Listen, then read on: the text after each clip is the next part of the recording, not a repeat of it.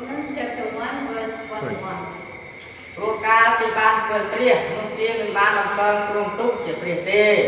ក៏មិនដឹងគុណទ្រង់ដែរគេកើតមានគំនិតឥតប្រយោជន៍វិញហើយចិត្តគេឥតយោបល់ក៏បានត្រឡប់ជាមិត្តទៅ For although they knew God, they did not honor Him as God or give thanks to Him, but they became futile in their thinking, their foolish hearts were darkened. បាទនៅក្នុងអត្ថបទកាន់ទីនេះព្រះបន្ទូលព្រះអង្គមិនមែនមានបន្ទូលទៅការងារដែលមិនជឿទេ This verse is meant not for unbelievers. គឺព្រះបន្ទូលព្រះអង្គមានបន្ទូលសម្ដៅទៅអស់អ្នកជឿដែលបានធ្វើព្រះបន្ទូលព្រះអង្គហើយ This verse is for all believers. គេបានធ្វើព្រះបន្ទូលព្រះអង្គហើយតែគេមិនបានយកចិត្តទុកដាក់នឹងព្រះបន្ទូលព្រះអង្គទេ They knew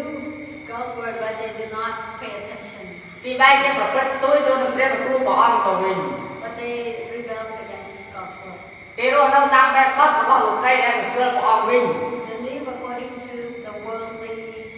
system. ចឹងហើយបានជាគំនិតគេទៅជាឥតប្រយោជន៍មិនសូនជឹង So that's why their thinking became darkened. នៅក្នុងចំណោមគ្រីស្ទបរិស័ទសម័យនេះក៏មានមនុស្សបែបនេះដែរក្នុងគ្រីស្ទបរិស័ទនៅក្នុងប្រទេសកម្ពុជាហើយនៅក្នុងប្រទេសណាទេ So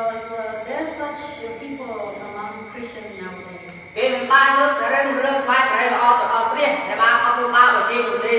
They do not glorify God who forgave their sins. អាមែនមាន